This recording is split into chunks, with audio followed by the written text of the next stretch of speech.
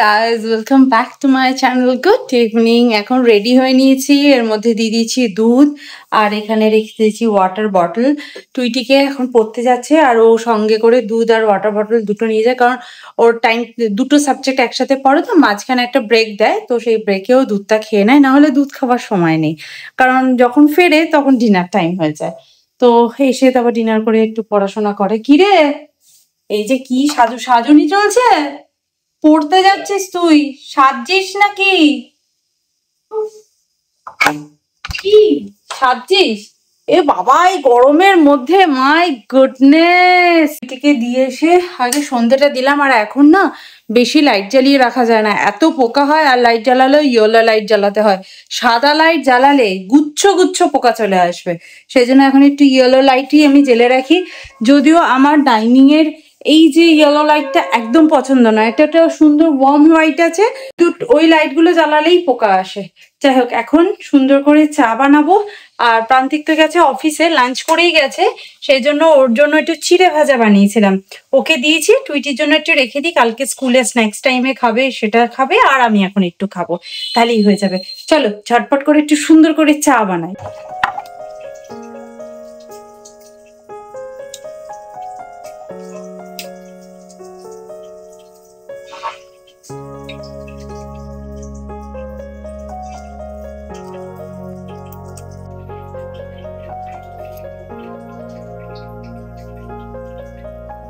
Me time কাটাবো বলে এই কাপটা কিনেছিলাম, ভীষণ পছন্দের একটা কাপ, এটাতেই করে আমি চা খাচ্ছি। বাট মি টাইম কাটানোর জন্য ফ্রি থাকাটা ভীষণ দরকার। এখন বাড়িতে কেউ নেই, প্রান্তিক গেছে অফিসে, টুইটি গেছে পড়তে, কিন্তু আমি বাড়িতে একা মি টাইম কাটাতে পারি, কিন্তু আমার রয়েছে এখন অঢেল কাজ। সুতরাং এই কাজ করতে করতে এই কাপে চা খাচ্ছি, মি টাইমটা ঠিক হচ্ছে না, জানো তো। কাজের ভারটা যদি একটু কম থাকতো তাহলে মি টাইমটা ভালো কাটানো যেত। চলো তাই যা পাওয়া যায় আর কি, এইভাবেই চা খাই। এমনি আমার একা একা চা খেতে একদম ভাল লাগে না। চা খাওয়ার টাইমে একটা গল্প করার সাথী থাকবে, সে আমার প্রচন্ড পছন্দ। ওই জন্য প্রান্তিক বাড়িতে না থাকলে আমার চা খেতে ভীষণ বোরিং লাগে। প্রান্তিক হয়তো এখন অফিসে এই চিড়ে ভাজাটাই খাচ্ছে, আমি যেটা এখন খাচ্ছি, আর চাটাই খাচ্ছে। একবার ফোন করে নি, সামনাসামনি বসে চা না খাই, একটু ভার্চুয়ালি তো ফোন করে কথা বলে চাটা খেতেই পারি, কি বলো? কাজটা আধা কমপ্লিট করেছি, এখন আমার কাজ কমপ্লিট হয়নি, যে অফিসে কাজ করছিলাম। আমি ভাবলাম টুইটিকে নিয়ে আসার টাইম হয়ে গেছে, নিয়ে আসতে যাই। আর তখনই ফোন এসছে যে রিতান্যার এখনো পড়া কমপ্লিট হয়নি, আজকে যেহেতু এক্সাম আছে প্লাস পড়াবে, তো বললো তো আপনি আধ ঘন্টা পরে আসুন, না হলে এসে এখানে বসে থাকবেন। না ঠিক আছে, ভাগ্যিস ফোনটা করলো, না হলে আমাকে আধ ঘন্টা ওখানে বসে সময় নষ্ট করতে হতো, আমি এখানে কাজকর্ম করে থাকতো। যাই হোক, আজকে ডিনারে আমার বানানোর প্ল্যান আছে, আমি আলুর পরোটা বানাবো। আটা অল্প করে মাখা আছে, আমাকে আরেকটু আটা মাখতে হবে। আলু সেদ্ধ করে রেখে দিয়েছি, ওটাকেও মাখতে হবে।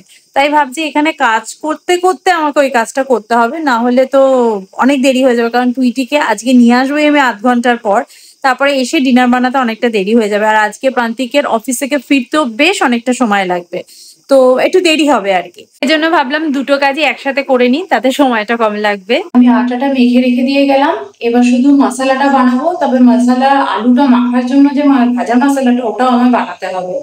আর অনেক লক্ষ্মী পুজোর সময় অনেক খই এনেছিলাম, খইগুলো পড়ে রয়েছে, ভেবেছিলাম একটা গুড় দিয়ে মোয়া টাইপের করে দেবো, তাহলে টুইটি খেয়ে নেবে। তো সেটাও আজকে করার প্ল্যান আছে, দেখা যাক করে উঠতে পারি কিনা, কারণ অনেকগুলো কাজ একসাথে করেছি। আমি টুইটিকে যাচ্ছি, প্রথমে আমি ভাজা মশলাটা বানিয়ে নেবো, তারপর আলু মাখা আমি সেটা ইউজ করতে পারবো। আর আমি ভাজা মশলাটা একদম কাস্টমাইজ ওয়েতে বানাই, চলো তোমাদের সাথে শেয়ার করি। ভাজা মশলার মধ্যে আমি বেশি ঝালটা পছন্দ করি না, সেই জন্য এখানে আমি 4টে তেজপাতা নিয়েছি আর 4টে শুকনো লঙ্কা নিয়েছি।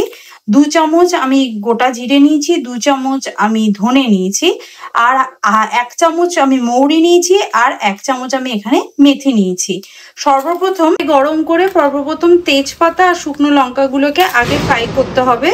বাবা এখনো বাজি ফাটছে, কারণ এইগুলো ফ্রাই হতে একটু বেশি সময় লাগে। মধ্যে আমি একটু ব্ল্যাক পেপার অ্যাড করবো, অ্যাকচুয়ালি আমার কাছে হোল ব্ল্যাক পেপারটা নেই, সেই জন্য লাস্টে যখন রোস্ট হয়ে যাবে তখন একটু ব্ল্যাক পেপার গুঁড়ো আমি অ্যাড করে দেবো। প্রথমে তেজপাতা আর শুকনো লঙ্কাটাকে আমি ভালো করে ফ্রাই করে নিচ্ছি।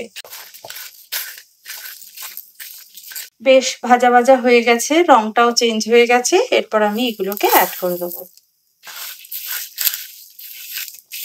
এই ভাজা মশলাটা না আরামসে কিন্তু এয়ার ফ্রায়ারে করা যায়। আমি এয়ার ফ্রায়ারেই করি, তবে আজকে মনে হলো একটু গ্যাসে করা যায়, তো সেই জন্য গ্যাসেই বসিয়ে দিলাম।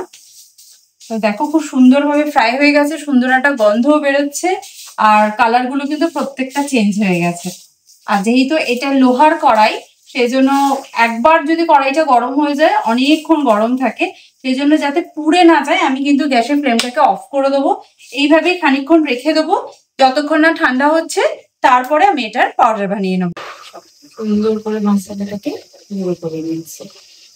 আমি ভাজা মশলাটাকে গুঁড়ো করে নিয়েছি এবং এরপরে আমি 1 চামচের মতন, মানে ছোট চামচের 1 চামচের মতন আমি ব্ল্যাক পেপার মিশিয়ে দিলাম। ব্ল্যাক পেপার গুঁড়ো, যেহেতু আমার কাছে হোল ছিল না। এরপর এগুলোকে মিশিয়ে নিয়ে আমার রেডি হয়ে গেল ভাজা মশলা। এটা আলুর পরোটাতে ইউজ করা যাবে, ঘুগনিতে ইউজ করা যাবে, যে কোনো চাট টাইপের কিছু খেলে সেখানে ইউজ করা যাবে। ভীষণ টেস্টি হয় এই ভাজা মশলা।